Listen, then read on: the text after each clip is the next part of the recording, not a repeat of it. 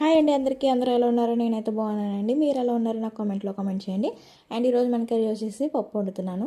So నేనైతే చిన్న glass తోటి పప్పు తీసుకున్నాను. దాన్ని శుభ్రంగా కడిగేసేసి అందులో టమాటా పచ్చిమిర్చి వేసుకోవాలండి.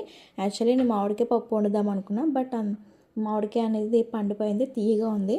సో తీయగా వేస్తే పప్పు తీపి వచ్చేస్తుంది. సో అందుకనేసి నేను మామిడికాయ అయితే స్కిప్ చేశాను. అండ్ కొంచెం పసుపు వేసుకోండి. పసుపు వేసుకున్న తర్వాత మనకి కొన్ని వాటర్ వేసుకోవాలి. పప్పు కొంచెం ములిగేదాకా వాటర్ వేసుకోండి. అండ్ దెన్ ఆయిల్ కూడా వేసుకోవాలి.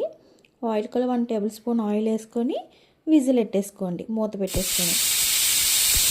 అండ్ ఒక 3 విజిల్స్ వచ్చేలాగా చూసుకోండి. అండ్ మన పప్పు అయితే ఉడికిపోయింది. అందులో కొంచెం సాల్ట్ వేసుకొని మనకు టేస్ట్ తగ్గట్టు సాల్ట్ వేసుకోవాలి. సాల్ట్ వేసుకున్న తర్వాత నేనైతే ఇక్కడ చింతపండు కూడా వేసుకున్నానండి. ఎందుకంటే టమాటా వేసాను కాబట్టి చింతపండు కంపల్సరీగా వేయాలి. అలాగే మామిడికాయ పప్పు అయితే చింతపండు వేయడం అవసరం లేదు. ఇక్కడైతే పండు పోయిందని చూపిస్తున్నాను. సో పప్పు అయితే ఉడికిపోయింది. నెక్స్ట్ పోపు అని తాలింపు అంటారు కదా.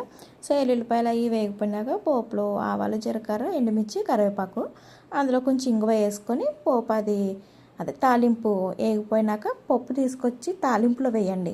అంతే తప్ప పప్పులో తాలింపు వేయకండి. మీకు టేస్ట్ అనేది చాలా డిఫరెంట్ ఉంటుంది. ఎందుకంటే తాలింపులో పప్పు వేసి మూత పెట్టేసామంటే ఆ పప్పు అనేది ఆ తాలింపు అంతా స్మెల్ అంతా పీల్చుకుంటుంది. సో అదనమాట.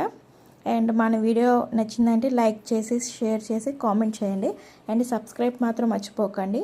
మీరు సబ్స్క్రైబ్ చేసుకుంటే కనుక నేను పెట్టే ప్రతి పోస్ట్ కూడా మీకు నోటిఫికేషన్లో వస్తుంది.